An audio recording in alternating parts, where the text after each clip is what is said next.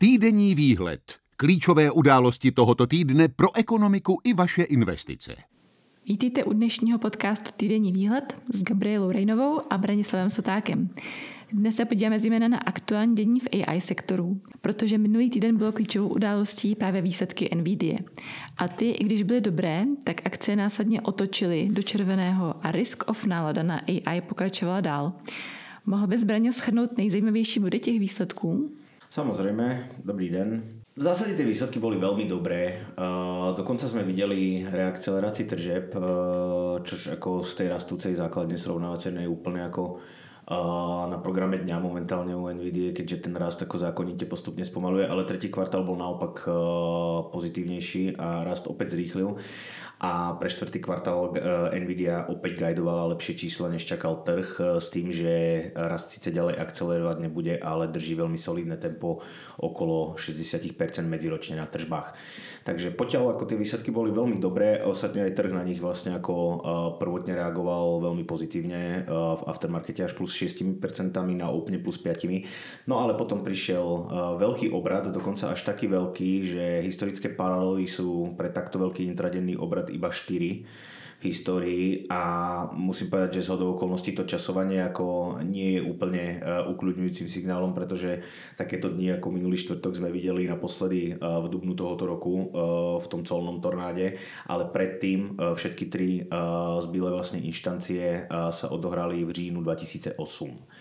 Takže v tou dobou ešte trh mal pomerne ďaleko na dno. Po páde Lehman Brothers netvrdím, že to bude tá istá situácia, ale ten obrad sentimentu bol i z historického pohľadu mimoriadny vlastne v ten štvrtok. No a pokiaľ ako sa bavíme o dôvodoch, aké k tomu viedli, tak tých dôvodov sa tam zišlo viacej. Ťažko vypichnúť jednu vlastne, skôr by som povedal, že vlastne ten obrad sentimentu bol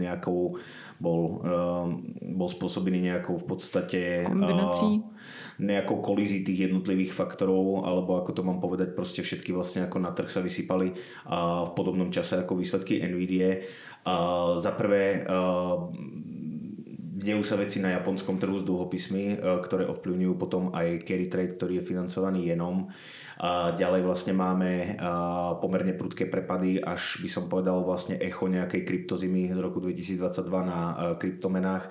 Takže to určite tiež bol faktor, ktorý tomu risk sentimentu neprospel. No a ďalej to bol vlastne ako report z trhu práce opoždený v Amerike, ktorý opäť v podstate nebol vyslovene zlý, skôr naopak bol lepší, ale práve to, že bol lepší, trošku zbrzdilo nadšenie z toho, že Fed znova v prosinci zníži sadzby. Takže to je ďalší vlastne tretí faktor. No ale tým najväčším myslím bolo AI, respektíve obratov sentimentu u AI. A tam pokiaľ by som mal vlastne vypichnúť ako z toho oznámenia ako NVIDIA nejaké body, tak sa to robí ťažko, pretože aj tie kvalitatívne komentáre smerujúce k budúcemu roku boli pozitívne. Či už ide o Rubin, teda novú verziu procesoru vlastne vlajkového, ktorá by mala na trh prísť v pololetí budúceho roku, alebo o tú predpoveď vlastne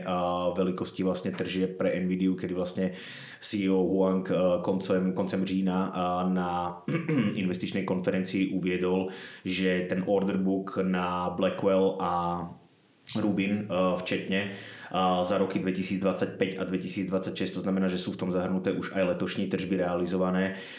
dosiahne $500 miliard, čož bolo vlastne trhom prijaté krátkodobo kládne na konci toho října a Nvidia vlastne dosiahla nových historických maxim. Ale ten rast vlastne ten listopadový vývoj alebo listopadová volatilita ten rast zmazala. No a vlastne dosť otáznikov smerovalo vlastne k tejto guidance, ale i v tomto prípade v podstate tie výsledky dopadli dobre, respektíve tá tisková konferencia, pretože vlastne vedenie tam uviedlo niečo v tom zmysle, keď budem parafrazovať, že aj k tomuto vlastne už bez tak pomerne vzletnej predpovedí k tejto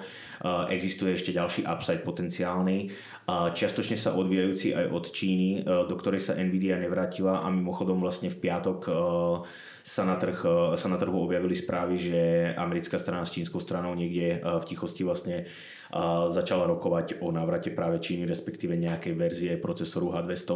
na čínsky trh, čo by bolo vlastne ako určite vzprúhou pre ďalšie výsledky NVIDIA, pretože guidance tam vlastne ako žiadne čínske predaje zatiaľ neobsahuje. K tým negatívam. Zásadným negatívom z môjho pohľadu, ale to už sme načali, myslím, aj pri minulých podcastoch alebo v našich komentároch, ktoré sme písali počas výsledkovej sezóny. Je tu jeden slon v miestnosti alebo v porceláne, ktorý je viditeľný, ale zatiaľ si nikto nepripúšťa, že by ten porcelán rozbil, a to je OpenAI. OpenAI, ako som už viackrát spomínal, je firma historicky najväčší startup svetový, ktorý má valuáciu na privátnom trhu okolo $500 miliard, ale u plánovaného IPO sa špekuluje dokonca o potenciálnej valuácii až na úrovni $1 bilióna. Ale aj keby to vlastne ako bola schopná upsať spoločnosť pri takej valuácii tej akcie, tak stejne finančné záväzky, ktoré vlastne popodpisovala v tom slede tých blockbuster dealov, ktoré boli oznamované zhruba od leta, tak už dosahujú zhruba $1,4 bilióna a tie peniaze reálne na bilanci OpenAI nemá. Nevieme, či ich bude financovať biznisom, akciovým kapitálom alebo emisiou dlhu alebo kombináciou najskôr všetkých týchto možností, ale zatiaľ teda vlastne to úplne na dôvere nepridá a v podstate aj NVIDIA uviedla, že aj ten výhľad je ako z časti vlastne poplatný tomu, ten dlhodobejší výhľad teda aj na budúci rok je sčasne poplatný tomu, či dôjde k reálnej a prípadne s akým načasovaním implementácií vlastne investičných plánov OpenAI, takže to je jeden veľký vykričník. No a druhý vykričník, ktorý je v prípade NVIDIA treba menší ako u Big Techu, ktorý vlastne sa s touto účetní praktikou už nejakú dobu pohráva a my opäť už v priebehu minulého roku, kedy vlastne Capex veľmi rýchlo naberal na intenzite u veľkého techu, tak sme písali do komentárov kvartálnych, že veľmi pravdepodobne sa objaví nešvar. Ťažko říct, že to je nešvar. Poslednými rokmi vlastne ako sa táto účetní praktika ako používa pomerne často, ale teraz si to vlastne vyžadovala situácia s profitabilitou, pretože profitabilita nutne smerovala vlastne smerom dole, alebo by smerovala smerom dole kvôli veľkému capexu, ktorý pak vedie k veľkým odpisom, ale vlastne tomu sa dá čiastočne teda zabrániť tomu, že sa odpisy vlastne zmenšia tým, že sa predĺží užitočná životnosť vlastne aktív, teda v tomto prípade hardvéru. NVIDIA to odobrila vlastne tento argument, keďže uviedla v oznámení vlastne k výsledkom za fiskálny tretí kvartál 2026, ktoré reportovala v tom minulom týždni, tak uviedla, že i-generácia čipov Ampere, ktoré vlastne ako boli predávané niekedy v roku 2018, vlastne tá posledná várka,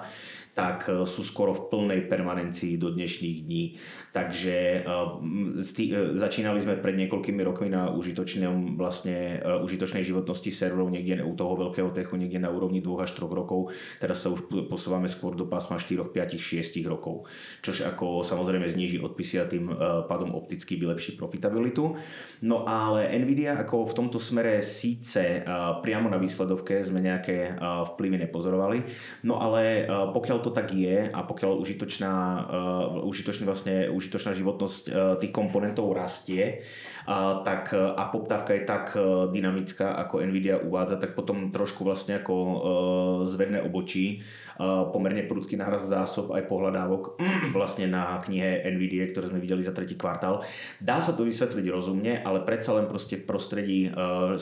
zhruba 60% medziročného rastu tržieb je to vlastne ako s určitým podivom, že vlastne sa neprelievajú rovno vlastne do cash flow tieto tržby, ale častočne teda sa zaparkujú na bilancii v podobe zásob a v podobe pohľadávok. K tým pohľadávkam už v druhom kvartále tam sme videli podobne veľký nárast do $5 miliard a vtedy vlastne NVIDIA uviedla ako dôvod to, že ten lead time od objednávky až po inštaláciu nových systémov, ktoré sú vlastne založené na celých rekoch prepojených NVLinkom, vlastne je zložitejší a trvá dlhšiu dobu, takže z toho vlastne vzniká ten časový nesúlad medzi tržbami a potom pohľadávkami, respektíve teda tým cashflow k tomu vedie.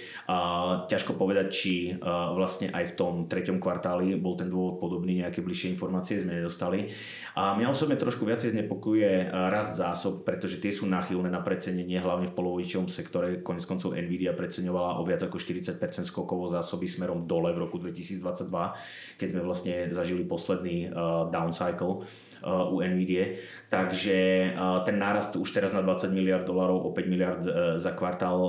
trošku predsa len pochyby vyvoláva ohľadne vlastne ako tej budúcej situácie alebo budúcej profitability. No ale na druhej strane sme sa dočkali ako možno určitého vysvetlenia, koniec koncov aj NVIDIA vlastne ako nejak takto pri otázkach analytikov reagovala v tom zmysle, že ten nárůst zásob v podstate odráža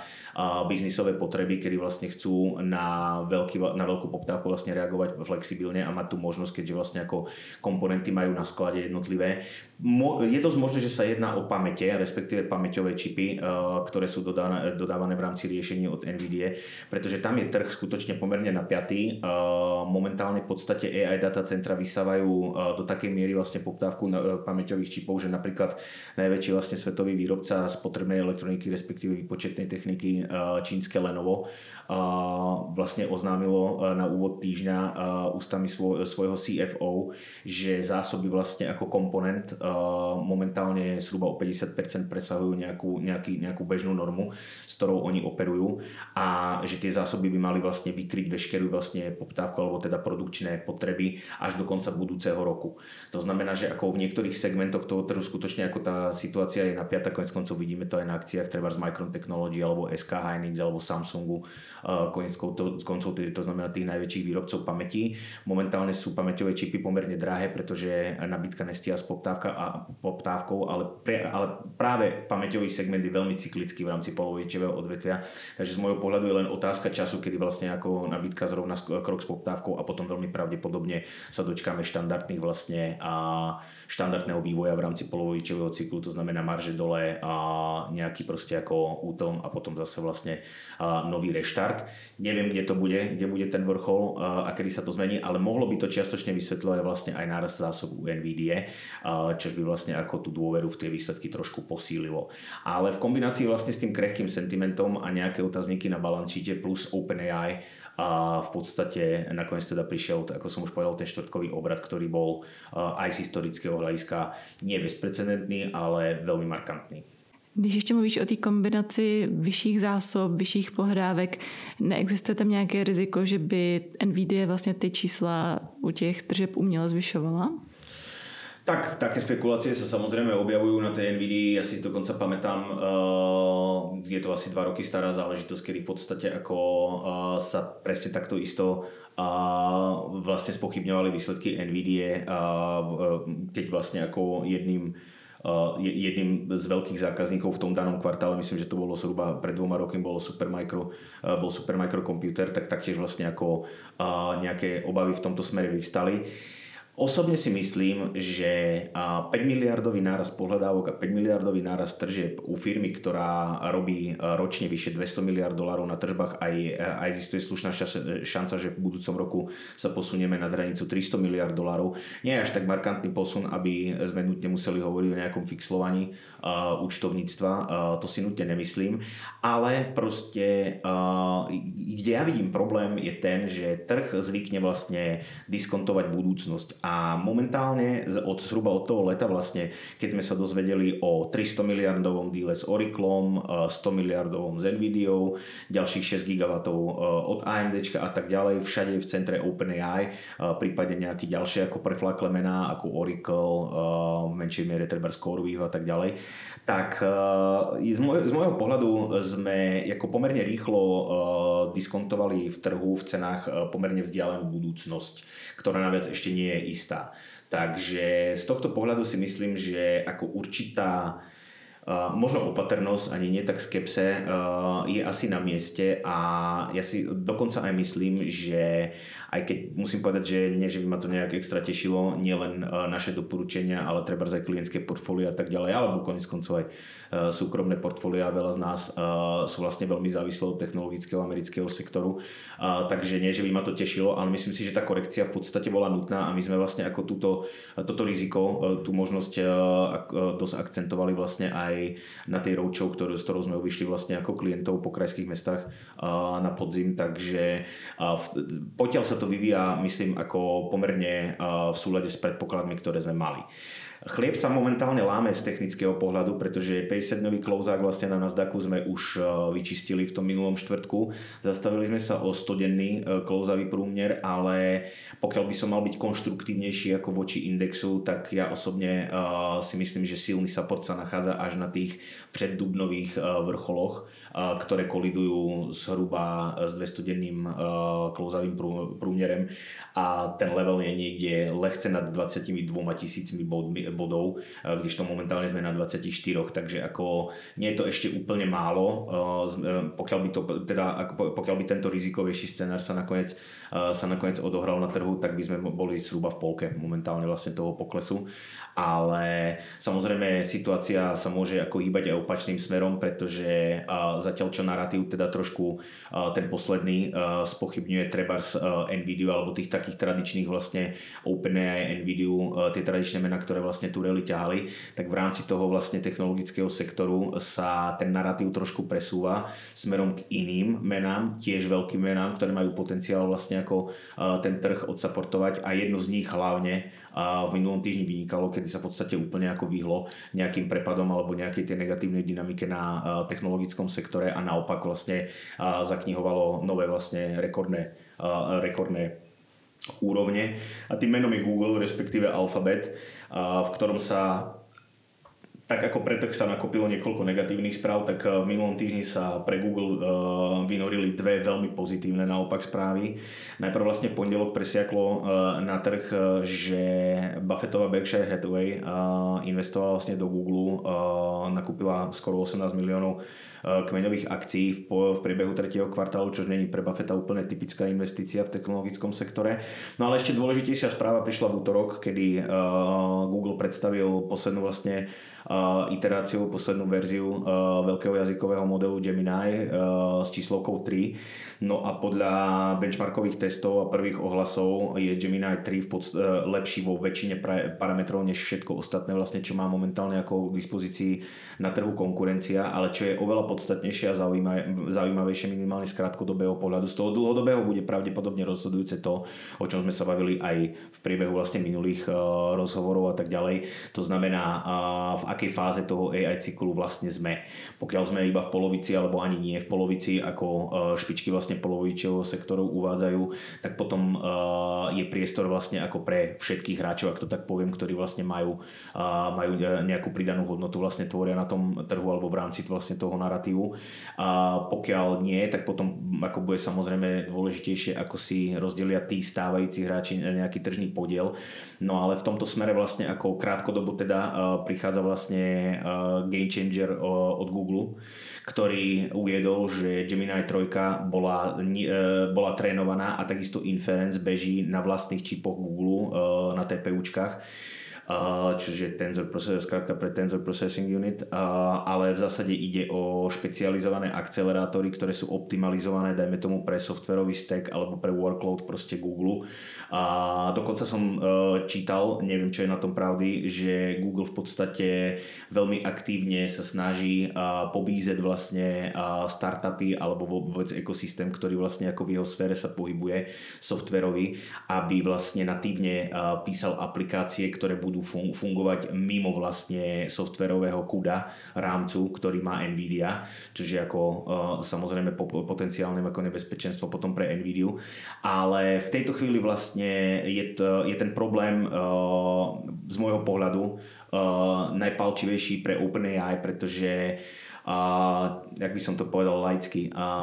V zásade Google, pokiaľ je schopný Google vytrénovať a prevádzkovať inference na vlastných čipoch, ktoré sú lacnejšie a efektívnejšie pri špecializovaných vlastne workloadoch ako čipy od Nvidia, tak potom Nvidia stále nemusí byť na konci svojej cesty, keďže ako hovorím, ten koláč zatiaľ rastie a Nvidia je zatiaľ ako stejne to go-to meno, ale proste ten landscape alebo proste to prostredie sa trošku mení práve v tom, že Google dokázal vlastne...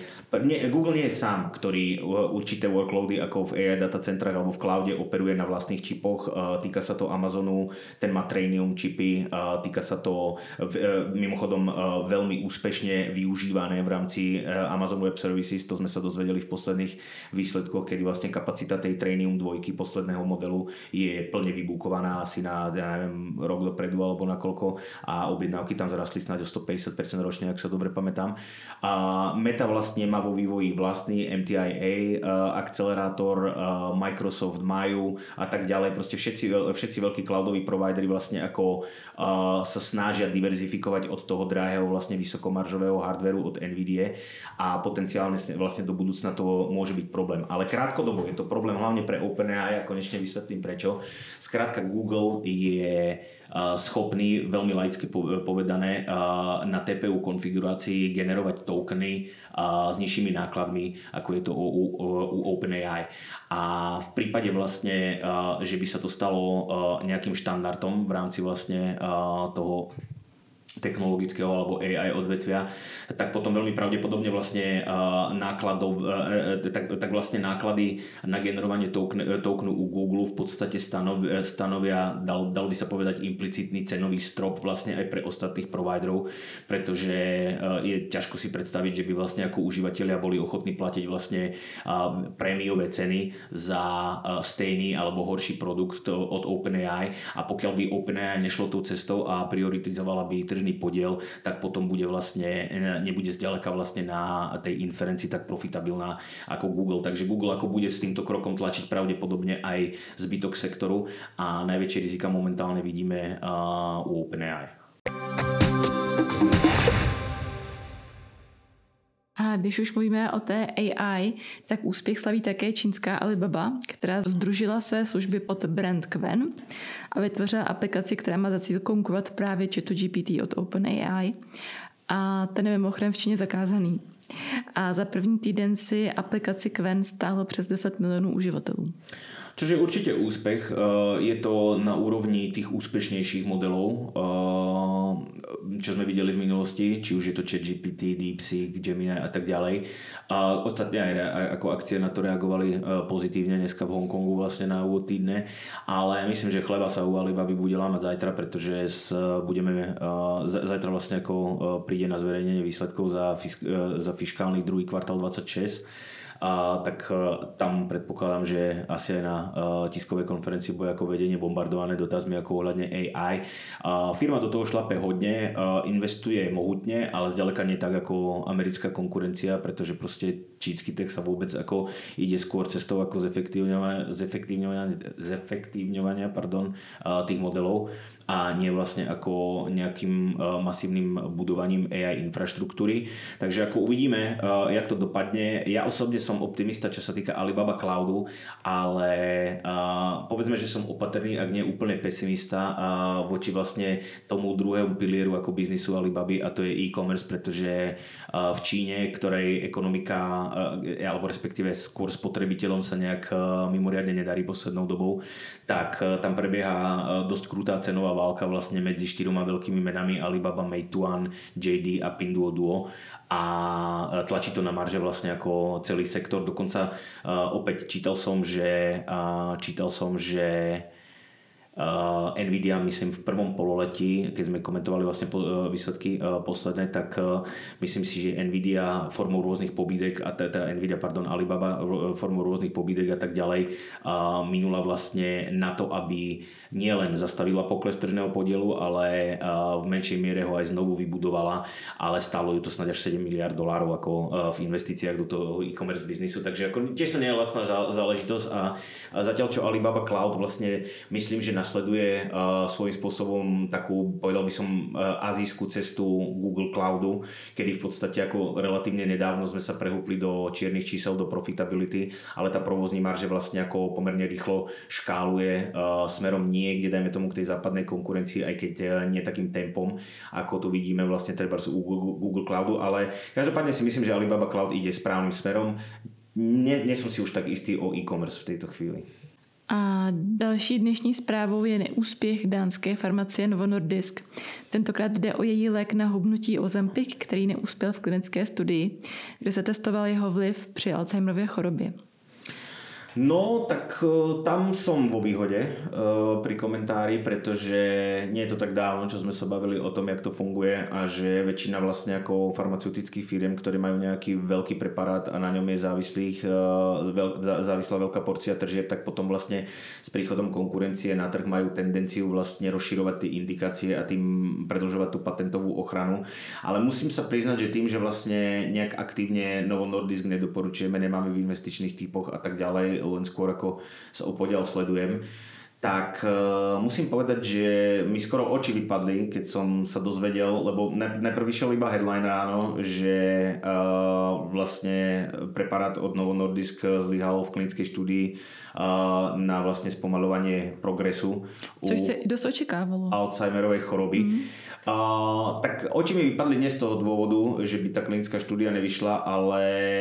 je to až trochu úsmevné, že vlastne ako lék na hubnutí sa testuje ako jeden vlastne z možných vlastne ak nie liekov, tak minimálne ako preparátov, ktoré by vlastne ako spomalili ten postup toho onemocnenia alebo proste ako tie príznaky, symptómy. Tak vlastne ako Alzheimerová choroba je neurodegeneratívne ochorenie, pravdepodobne spôsobené nejakou chemickou rovnováhou mozgu a tak ďalej, ale či sú to zrovna nejaké tuky alebo asi na to nejaký vplyv majú, inak by to proste netestovali, ale aby som vlastne ako neodbiehal nejakým anekdotám, tak podstatný je fakt, že klinická štúdia nedopadla a tým pádom vlastne indikácia sa nerozšíri a tým pádom Novo Nordisk dneska na úplne zase preráža vlastne ako dlhodobé minima a zase na úplne padal asi o 10 ďalších percent. Stále mi tam, napriek tomu, že tá valuácia je už nízko v tejto chvíli, tak mi tam stále chýba nejaký trigger. Ja som snáď od tej firmy rok a pol nepočul dobrú správu. No. Takže ako zatiaľ stojíme bokom stále. Braňo, díky za dnešní komentáře a pohled na trhy. A vám posluchači děkujeme za pozornost a těšíme se na vás u dalšího dílu týdenního výhledu. Naslyšenou. No za málo, děkujeme, naslyšenou. Děkujeme za poslech. Nepřetržité zpravodajství ze světa trhů, investic a ekonomiky i každodenní dávku investiční inspirace naleznete na investičním a ekonomickém portálu patria.cz, který patří pod českou jedničku ve světě online investic Patria Finance. Nezapomeňte nás odebírat, sledujte také naše sociální sítě a brzy opět naslyšenou.